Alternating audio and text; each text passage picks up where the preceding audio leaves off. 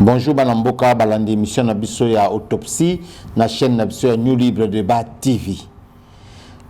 Toye lelo na ndenge ya bomesentro ba kolala kolamuka ezali volonté ya Nzambe, kolala kolamuka ezali volonté ya Nzambe. Baoyo balamuki lelo na pema ya ofele ezali po ngolu na bango te po na bolingo ya Nzambe. Baoyo pe basili kotika biso ezali po na ngolu na bango te ezali po na bolingo ya Nzambe. Yango oyo za na pema ya ofele tonda Nzambe matondi mingi yeba ndenge ya kotambola mokili yeba ndenge ya koevite kosala batu mabe po lobi oyebi yango te lobi za ya yote lobi za ya Nzambe yango wana toye na mbango lombango ya kopesa bino actualité ezali koleka na mboka ezali makambo oyo etali deux juges ont prêté serment lelo na palais du peuple liboso tata mokonzi bokolanda na ba bilulu ezali ba juge mibale ya cour constitutionnelle ou ba remplacer bango bokolanda na bilulu ba kombo na bango na makambo so esili koleka kuna tokotinda bino ndenge ya ba image ezali juge moko ya mwasi na juge ya mobali bazali bango nyoso tu bato oyo babengemi kuna na kati ya cour constitutionnelle pour na ko remplacer mibale oyo bazala kite toke mbangu na makambo etali oyo ezali koloba na nungu bolandi bino moko mwana mboka Patrick Muya ezali ngai mito ezali koloba yango te alobi convocation na ya dialogue o basango bazali kosala ezali initiative na bango moko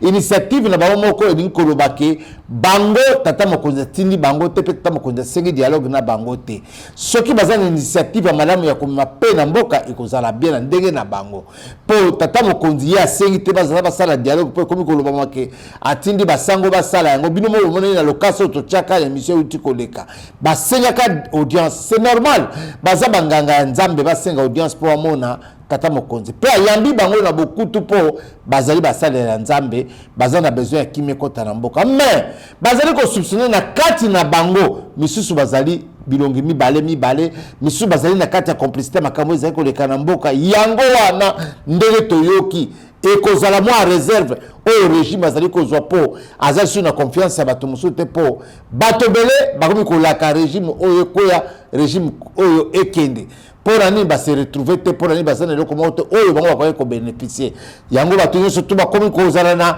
keba cela veut dire que moto nyonso akomi suspect kobanga c'est normal ce régime comme na nungu soki mwana mboka Peter Kazi de Albaki azali na ba indice en tant que vice-premier ministre intérieur ya kala azali na ba indice oyo ezali ko accabler ba mupe mosusu na kati ya makambo wana eteli kaka bango nde balobi yango wana bango tozana ba indice wana est-ce ba indice wana bazali koloba soki pe ezali solo kozala mawa mingi po bazali basala ya Nzambe soki pe ezali kokuta ekozala mingi po na biso population tozala bien elikia ya kozala bien na basala ya Nzambe na biso bango pe bazala elikia ya kosala bien po population ina bango te. Sur le plan militaire, vous allez faire quoi? Nous allons continuer à forger cette armée, à l'équiper, à la rendre beaucoup plus puissante pour qu'aucun pays ne puisse plus venir s'aventurer dans notre pays. Mais ça fait un moment que vous tenez ces discours, mais concrètement, on voit non, pas. Nous avons des résultats. On voit pas, hein? Regardez, pour prendre Goma, il a fallu à Kagame 2 ans. Mais le président Tshisekedi avait dit qu'ils ne prendront jamais Goma. Il avait dit ça. Goma est pris parce qu'il y avait des traîtres qui ont fait que qui ont désarticulé notre système de défense. Et ça, je ne vais pas le dire sur ces plateaux. Pour prendre Goma, Kagame s'est allié à plusieurs armées d'autres pays. Ah oui, je vous informe. Avec des mercenaires sud-soudanais, avec des mercenaires blancs, avec d'autres pays encore qui lui ont prêté main forte pour que Goma tombe. Et notre diplomatie dans tout ça?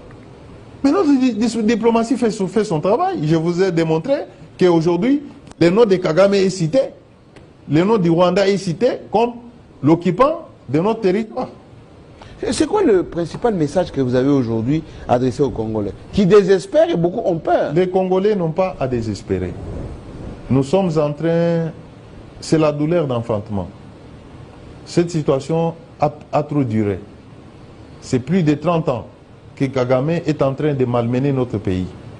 Par les faits, non pas de Tshisekedi, mais de ses prédécesseurs. C'est Joseph... Tshisekedi n'y est pour rien. nié pour rien. Dans tout ça. Dans tout ça.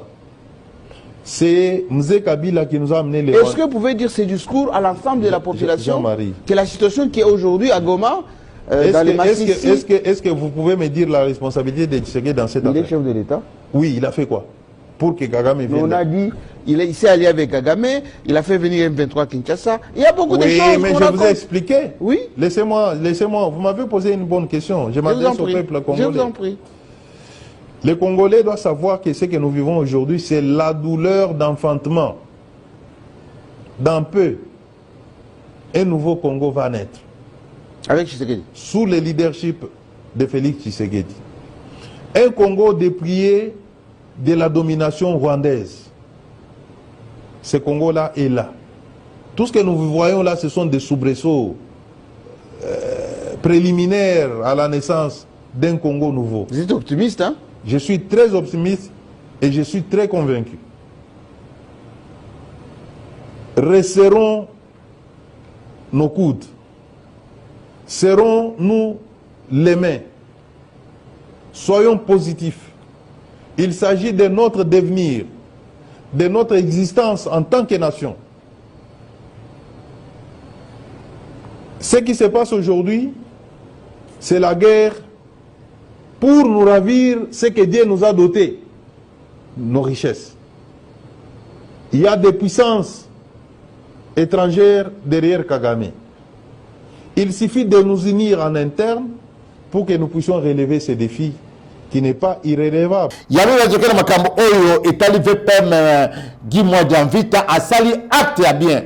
Bomona ke na bilili tokochela bino pe la bilili bokomona awa akitaki na Beni ezali na Nord Kivu. Akitaki kuna po aiba ndene ko conscientiser ba militaire o bazali na front akende ndeni ya kolendisa bango akende ndeni ya kopesa bango mateya ke bazala ba patriote babanga te po mboka za ya biso mutako kobotela biso mboka te. Mwana mboka Peter Kazara baki na mission muso asali na télé 50 bora na mo histoire la moke tokochela bino ezali ya télé 50 yango tozali ko citer source nango na hauteur nango. Alobi ke Kagame po azwa Goma à prendre 2 ans à sangisaki ba mercenaires ebele ba sud soudanais na ba mercenaires ya bamboka ebele pona Goma e batina yako zala na bitumba makasi na ezana yango wana soko mundu Goma komi na nungu seke ba infiltrer ba kotaki makasi pe ba tetre balikaki mingi na Goma au moins ba tumso baza ba habitant ya Goma ordre basaki ba militaire tango bakoti balongoli bilamba bakomi na tenue militaire balongo ba tenue civile yango wana tozali kokebisa pe bakonzi awa bakeba na Kinshasa bakeba na ba province mususu style wana modèle ya ba infiltrer ça maté ba pebe de population maté soki omoni moto azali nyamu pekaye baba buklenda kunaye basala perquisition baye bazali nani yango wana moni to sepeli lika moko oya kitoko tano ko sili ko sala apesi prime na ba militaire na ba policier nyonso to abakisel bango prime na mois de février oyo bazwa misolo wana et permettre bango pe ba vivre kitoko ngo baninga so bazali ko vivre po bazwa encouragement ya bitumba to keina mwana mboka Tony Shiko bokomona na bilili ayambaki ba étudiant ya ba université bele po asala a conscientiser bango na éveil patriotique pour avenir ya lobby et le mwana mboka Tony Shiko yebisi bango ezali ya bino avenir ya lobby ezali ya biso tokoksi ba 50 TNT ezali ya biso tokoksi ba 60 TNT ezali ya biso tokoksi ba 80 TNT ezali bino yango jeunesse ya lobby bomi kosa te soki bino ba jeune étudiant bomi kosi bokola kokoba ba esclave ya ba Rwandais boyebi bango so akoti mboka boza kobona na bilili nde baza kobeta bato fimbo baza kotorturer bato nanga ye na bango bazali matata mingi yango wana il faut ko barrer bango route ko telema po ko sala misala te misala nyonso ekokoma ya bango balingi est nyonso tu minere nyonso tu ekoma ya bango bo telema ba jeune bo barrer bango route ba koma ko bebisa na réseaux sociaux ba kokota na ba étudiant muso bazalo zo mona étudiant à l'université aza étudiant zo simba bakaye mais azali militaire en tenue civile na ba chambre bango so moni nungu étudiant bo mona kaya ba faculté na ba salle te bon dénoncer on a internet bon dénoncer pour mabe et ses continents mboka 18 ans à pouvoir au moins na mboka Joseph Kabila Saraki tondimaki kofanda na ye toyebaki mwana mboka azosala makambo malamu nzoka ezalaki 18 ans ya brassage 18 ans ya kobebisa makambo ebele 18 ans oyo infiltration yango wana mwana mboka Peter Kazadi alobi na émission ya télé 50 nazozongisa mpe maloba oyo yabaka alobi Musée Laurent Désiré Kabila nda yaka na bato wana Félix Tshisekedi nda ye na bato wana te Félix Tshisekedi akomi na pouvoir akuti guerre c'est ça 24 ans à 23 ans de guerre 23 ans ya guerre ya este oyo esilaka te oyo population na biso asili kokufa lokola mbinzo ye akosilisa yango na mokolo moko te mpo infiltration ezali makasi yango wana bazopesa biso veille patriotique botelema congolais oyo oriske mboka ekende oyo oriske mboka nyonso ekende ti bazosala makasi na mboka oyo ezonga lisusu tuti akoma président de la république ekozala officiellement bokokata bango kingo te bokolobela bango te mais mpo ekoma te yo telema ngana telema bana na biso batelema mpo bango avenir alobi ezali ya jeunesse ya lelo avenir alobi ezali ya bana na biso lobi tokoteya bana na biso nini tokolobela bango nini na bakoko ya biso bakoyeba koloba bolobelaka biso te bino baparent na biso boprepare biso nzela te yango wana boyoka bajeune botala mwana mboka Tony Chiko asali acte moko oyo parent asalaka oyo mokonzi ya nani asala mwana mboka Tony Chiko boyebi azali oyo représentant ya chef de l'état azali président ya regroupement PEP AAP azali na ba député ebele azala plus de 50 quelques députés azala ba députés provinciaux azala na ba sénateur azape na rapporteur na Sénat azape na ba ministre 4 dans le gouvernement, donc 3 ministres na 4 ministères. Moi, je suis Tony Chiko abengi betidia bazala pio baye babango surtout si ma mikolo akomna bango pa tata mo kondipo ba conscientiser bango baye baki lobby ezali yabango ou ezali éveil patriotique oyo ye azali kosala. Cette guerre c'est encore une guerre de trop qui veut nous ramener encore des années en arrière avec des histoires inutiles, des dialogues, des trucs impossibles. Nous savons très bien ce que les gens recherchent et ce n'est pas le bien de notre pays. Il faudrait qu'on garde à l'esprit cet esprit d'unité et c'est ça qui va nous permettre de marcher ensemble vers le développement du pays.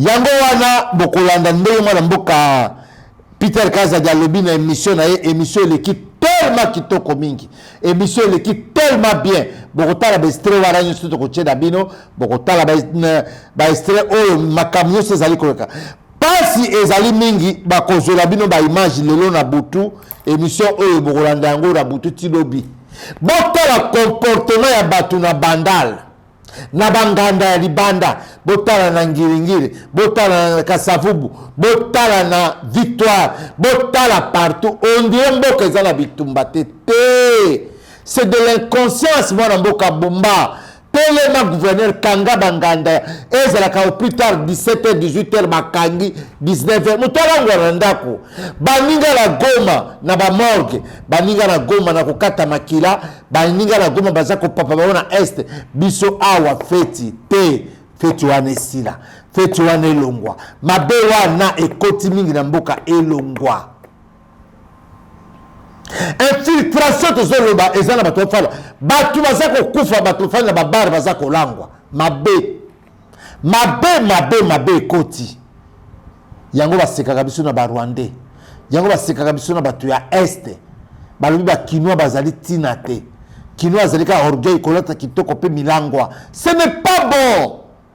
Quand nos frères bazo kufa na est biso wana bisengo te na sepele mingi bokotala na bilili modèle bana les amis de Fachi Béton o bazali za kamami na mwana mboka King Basala bazali ko sala éveil patriotique na ba kuna na Paris na Bruxelles et puis to moni susu kuna na Canada de mbala mboka bazali ko tambola ba congolais bokoma ndi ba congolais bazali ko tambola éveil patriotique to ko tshela bino mwana mboka moko Brenda Odimba ya mwasi maloba nini ya bimisaki na makambo ya bitumba oyo ya agression oyo. Je m'appelle Brenda Odimba, je suis une activiste pour la paix et la souveraineté du Congo. Je suis aussi la présidente et cofondatrice d'une ASBL qui s'appelle Moissi. Moissi, ça veut dire femme congolaise. Et je suis aussi la responsable de KAIP Belgium, qui est une plateforme internationale de la jeunesse congolaise. Alors aujourd'hui, on est devant les institutions européennes parce qu'on a des demandes très claires. Il y a un an, l'Union européenne a signé un accord pour les minerais essentiels. Et ces minerais, on sait très bien bien que le Rwanda les pille au Congo, les pille dans le cadre de massacres et de viols comme arme de guerre. Et on a des preuves maintenant factuelles pour montrer la complicité et la responsabilité de l'Europe, vu qu'entre 2023 et 2024, les exportations de coltan par le Rwanda ont doublé. Donc on vient exiger des choses bien précises. D'abord, un arrêt immédiat du soutien militaire et des collaborations économiques avec le Rwanda, avec bien entendu l'annulation de cet accord UE-Rwanda pour les minerais stratégiques. Ensuite, on vient exiger des sanctions immédiates contre le Rwanda. Et on tient à préciser que ce n'est pas une guerre Congo-Rwanda, une guerre ethnique, c'est bien quelque chose de bien plus grand que ça. C'est un génocide qui a lieu depuis près de 30 ans avec le Rwanda et l'Ouganda comme proxy. Et on tient vraiment à ce qu'à ce stade-ci, on ne parle plus de conflit, de violence, de 6 millions de morts, mais qu'on dise les termes. C'est un génocide qui a lieu depuis près de 30 ans. Il y a 7 millions de déplacés internes et on peut dire qu'il y a au moins 10 millions de morts. On dit stop au silence médiatique assourdissant et au faux nombre, à tous ces mensonges autour de ce génocide. On veut plus entendre le terme de conflit. On veut qu'on parle de génocide. On veut qu'on parle de au moins 10 millions de morts. On veut qu'on parle des 7 millions de déplacés internes et on veut que l'Europe arrête d'être complice, voire même responsable de toutes ces souffrances. Agression au Congolais, surtout à Télémi. Yango wana na Sabino, mama, papa, mwana, na quartier Siko Fandi, Téléma, et le ko ezali kambona biso. Bitumbe za Félix Tshisekedi na bangote, mais la population congolaise, to ozanga babele ya mboka, Goma, Est surtout ezali RDC. Le to komo komona na ba écrit na bango, ote, ezaba te, tozanga na kabati na banyamurenge to Banyarwanda te. Tous a besoin de la population. Et les nilotiques, ce sont nos frères. Bafandana biso, mais batika hypocrisie. Et les banyamurenge, ce sont nos frères. Bafandana biso, batika hypocrisie. Pona mokolo moko temboka le seko katana kai kede kuna na ngambo ya Rwanda pa Kagame lokuta. Wana bakanga ngo bachango na mutuna maulu kuta ata milele na milele ekotikala ko sala mate. Ba église bo se décourager te so bozana ba chemin na bino oya nzambe bo sala. Mais so bozana ba agenda caché botika. Parce que le service de renseignement est en train de travailler pour tout le monde. Yango wana ngai na tosaka ba mupe, ngai na tosaka ba cardinal, na tosaka ba évêque nyonso to na bika baza basali na nzambe. Mais na sima bosali na nzambe, bosala loko musute po nzamba alingi boyote, alingi limemia, alingi mboka ezala mbomoko. Ba soldat na biso prime pesami, ba policier na biso prime pesami eze bandeli. Motivation ekozala makambo nyonso to. Kanga motema, bundela mboka, to kanga motema to bundela mboka biso pesika tozali ba panzi sango to tika ko panza sango o ezali contre mboka na biso to panza sango positivement pour notre pays tozala mboka mususu te neti ngabo panzi sango na ko lobela bino bozala mboka mususu te comme Congo nzamba botaki bino ba congolais atita bino ba congolais ayebitina to teka mboka te pona mbongo to teka mboka te pona ba intérêt na biso personnel ndenge ba politicien musu baza ko sala sikoyo toza ko mona te Motona sa continue à poids politique ya balista ba kombo zate. Poids politique e bungi yo. Ngonga poids politique e bungi. To moni ba ministre monsieur comme ko telema ko sala éveil patriotique au Kenya ba mboka. Pour l'intérêt personnel na bango alongwa na gouvernement te non mon mboka Félix Tshisekedi. Tu es seul président. Vous êtes seul avec la population. Quand tu as confiance dans bateau bazana yote, vous êtes seul avec la population, avec peu de ministres patriotes, au biso to moni, au bazo sala makambo ya bien, mais sous c'est leurs intérêts, baza ko protéger ba richesse na bango. Soki nga ya télémité tango wala ba kokota, na kozande baza déjà na ba contact, soko tchetembe na ba service na bango, ba secrétaire na ba tout baza na ba téléphone, na ba contact na bato baza di banda, ah soki bokoya to yeba, bakoya te. To kondima sous esclavage des alakite tomi kosami mingi Congolais a fongoli miso pona lelo to sukiwa.